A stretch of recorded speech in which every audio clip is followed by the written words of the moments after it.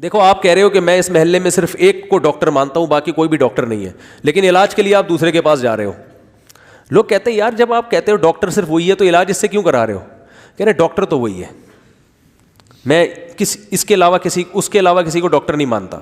تو بھائی پھر خود بھی اس سے علاج کرا رہے ہو, لوگوں کو بھی کہہ رہے ہو کہ یہ علاج کرے گا, تو اس کا مطلب آپ صرف بیوقوف بنا رہے ہو لوگوں کو. جو عملاً جس کو ڈاکٹر کہا ہے وہ تو یہ والا ہے, اور صرف زبان سے کس کو کہہ رہے ہو؟ وہ والا. تو توحید میں سب سے پہلے جو چیز داخل ہے, دیکھو اتنا براڈ مائنڈڈ نہیں بنو کہ اپنے عقیدوں کو ہی دائیں بائیں کر دو. آج ہر ایک کو دائرہ اسلام میں زبردستی داخل کیا جا رہا ہے. ایک صاحب ہیں جو کہتے ہیں میں کسی کو کافر نہیں کہتا, بڑے مشہور ہیں کہ میں کسی کو کافر نہیں کہتا. یہ کیوں کہہ رہے ہو بھائی؟ اگر کسی کا عقیدہ شرکیہ ہے تو آپ اس کو کیسے مسلمان کہہ سکتے ہو؟ لوگ کہتے ہیں نہیں کسی کو کافر کہنے سے بڑا نقصان ہوتا ہے. بھائی جو کافر ہے اس کو کافر نہ کہنے سے نقصان ہوگا جس کی عقیدہ واضح لفظوں میں کفریہ ہو. ندا لغیر اللہ, اللہ کے سوا کسی کو پکارنا اسباب سے ہٹ کے, یہ کفر ہے, کفر بوا ہے, شرک اکبر ہے, بہت بڑا کفر ہے. اسلام میں اس سے بڑا کفر ہے نہیں. یہی تو قصور تھا مشرکین مکہ کا. مشرکین مکہ کہتے تھے کہ اللہ تعالی ہماری حاجت روائی کرتا ہے, اصل اختیارات اللہ کے پاس ہیں, لیکن اللہ نے ان بتوں کو بھی اختیارات دے رکھے ہیں, یہ بت بھی ہماری بگڑی بنا سکتے ہیں اللہ کے حکم سے, لیکن اللہ نے ان کو رائٹ دے دیا. اب ان سے بھی مانگ سکتے ہو, اللہ سے بھی مانگ سکتے ہو. تو اسلام کو اس پر اعتراض نہیں ہے کہ بت کے سامنے کیوں جھک رہے ہو, نہ, اسلام کو اس پر ہے کہ اللہ کے سوا کسی اور کے سامنے کیوں جھک رہے ہو, چاہے بت ہو, چاہے پیغمبر ہو, چاہے فرشتہ ہو, کوئی بھی ہو. لوگ کہتے ہیں جب تک مٹی کا بنا ہوا بت لا کے نہیں سجدہ کریں گے تو شرک نہیں ہوگا. یہ آپ کی غلط فہمی ہے. وَمَن يَدْعُو مَعَ اللَّهِ إِلَٰهًا آخر, جو اللہ کے ساتھ کسی اور کو پکارے گا وہ مشرک ہے. یہ نہیں کہہ رہا قرآن کے جو اللہ کے سوا کسی بت کو پکارے گا وہ مشرک ہے, نہ. اللہ کے ساتھ کسی کو بھی پکارو گے, قرآن کیا کہہ رہا ہے آپ کو؟ کافر, اسلام سے خارج, جنت حرام. اور آج یہ شرک کتنا کامن ہو گیا ہے, کتنا کامن ہو گیا ہے. ڈرتے نہیں ہیں اللہ کے عذاب سے, اپنے پیروں مرشدوں کی باتوں میں لفاظی دائیں بائیں گھمائیں. بس ایک صاحب تقریر کر رہے تھے, تقریر کے دوران کہنے لگے, کسی نے پوچھا کہ نبی صلی اللہ علیہ وسلم نور ہے یا بشر ہے؟ تو انہوں نے کہا دیکھو نبی صلی اللہ علیہ وسلم سے صحابہ نے پوچھا کہ یا رسول اللہ آپ روزے رکھتے ہیں 24 گھنٹے, کیا رکھتے ہیں روزے؟ بولو. نبی صلی اللہ علیہ وسلم بعض دفعہ 24 گھنٹے کا روزہ بھی رکھتے تھے, لیکن آپ نے صحابہ کو منع کیا. صحابہ نے پوچھا یا رسول اللہ کیوں, آپ ہمیں کیوں منع کر رہے ہیں؟ آپ نے فرمایا ایکم مثلی, تم میں سے کون میری طرح ہے, یعنی میری طرح تھوڑی ہو تم. تو حدیث کا مفہوم بالکل واضح ہے کہ جو اللہ نے مجھے قوت دی ہے, طاقت دی ہے روحانی, وہ تمہارے اندر نہیں ہے. تو امت پہ شفقت کی کہ بھائی تم یہ افورڈ نہیں کر سکتے, اللہ نے مجھے زیادہ قوت دی ہے, برداشت زیادہ دی ہے. اور ایک حدیث میں آتا ہے اللہ مجھے کھلاتا ہے, اللہ مجھے پلاتا ہے, یعنی روزے میں بھی اللہ مجھے کھلاتا پلاتا رہتا ہے. کیا مطلب؟ روحانی طور پہ کھلا لیتا ہے, پلا لیتا ہے, برداشت ہو جاتا ہے, تم سے نہیں ہو سکتا, تم نہیں رکھو. تو محترم سے کسی نے پوچھا کہ نبی صلی اللہ علیہ وسلم کے بارے میں قرآن میں آتا ہے انما انا بشر مثلکم, کہ اے نبی ان سے کہہ دیجئے کہ میں تمہاری طرح کا انسان ہوں. یہ تو قرآن میں صاف طور پر جب آ گیا تو پھر اللہ کے نبی کو بشر کی فہرست سے نکال دینا کہ آپ بشر نہیں تھے, یہ تو قرآن کا انکار ہو گیا نا. قرآن تو کہہ رہا ہے میں بشر بھی ہوں اور تمہاری طرح کا بشر ہوں, تم بھی کھاتے پیتے ہو میں بھی کھاتا پیتا, تم بھی نکاح کرتے ہو میں بھی نکاح کرتا ہوں, تمہارے بھی اولاد ہوتی ہے میرے بھی اولاد ہوتی ہے, تم بھی بیمار ہوتے ہو میں بھی بیمار ہوتا ہوں, تم بھی دوا کرتے ہو میں بھی دوا کرتا ہوں. تو تمہاری طرح کا ان چیزوں میں تمہارے جیسا انسان ہوں میں. تو محترم سے کسی نے پوچھا کہ یہ تو قرآن صاف لفظوں میں کہہ رہا ہے. تو محترم نے جواب کیا دیا؟ اب دیکھو یہ خطیب لوگ جو لوگوں کو عقیدے خراب کرتے ہیں نا, لفاظی کرتے ہیں, باتوں کو گھماتے ہیں, وہ محترم نے بات کیسے گھمائی؟ محترم نے ارشاد فرمایا, بڑا مجمع تھا, بہت بڑا مجمع جس میں یہ تقریر فرما رہے تھے.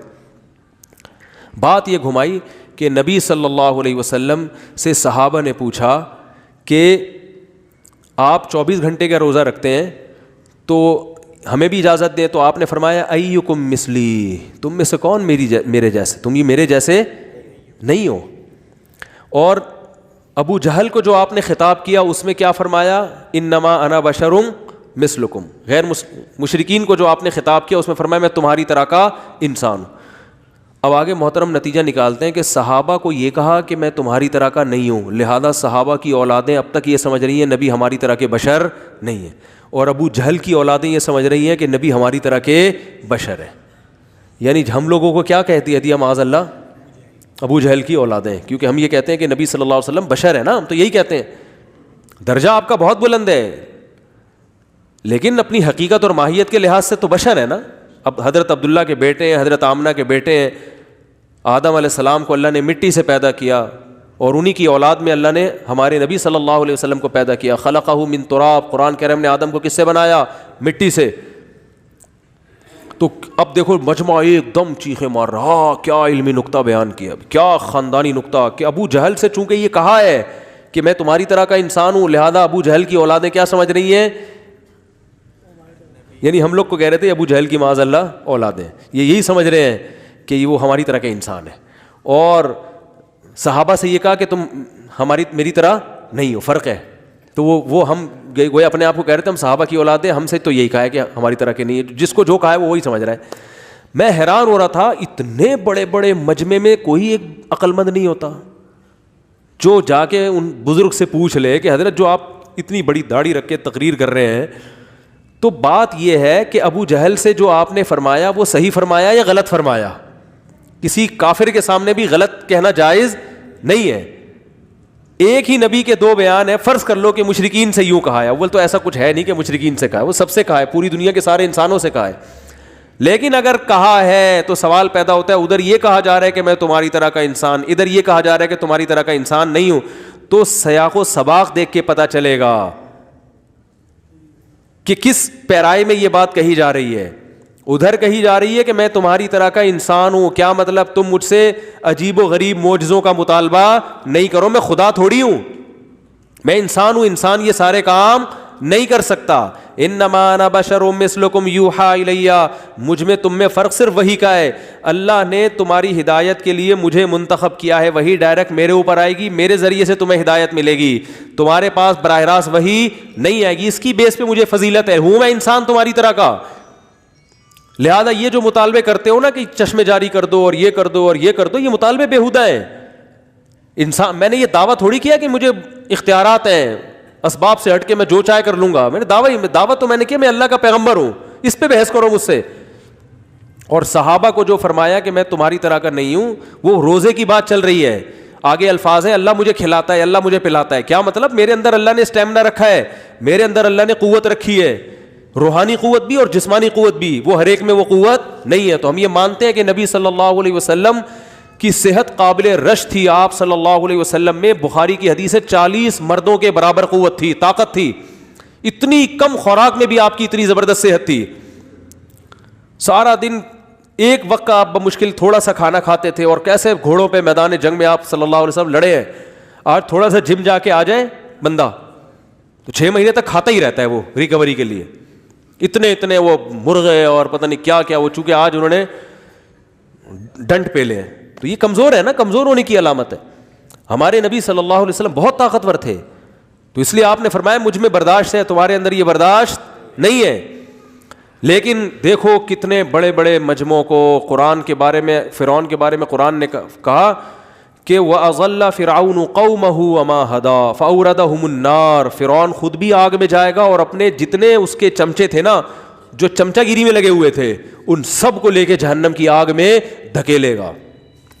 تو اپنے پیر و مرشد کے پہلے یہ دیکھ لیا کرو کہ یہ سنت کے مطابق ہے بھی کہ نہیں ہے. ان کے رونے دھونے پر، ان کی بار بار بس یہ باتیں کہ عشق مصطفیٰ اور نبی کی یاد، اور پہلے عقیدہ پوچھو حضرت آپ کیا عقیدہ کیا ہے آپ کا، سمجھ میں نہیں آ رہی بات. اور صاف ستھرا عقیدہ پہلے وہ بیان کرواؤ اپنے شیخ صاحب سے، جو بھی پیر و مرشد بنائے رہے ہو نا، جس کو حضرت جی ہیں بہت پہنچے ہوئے، ان سے کراس کویشچن پوچھو.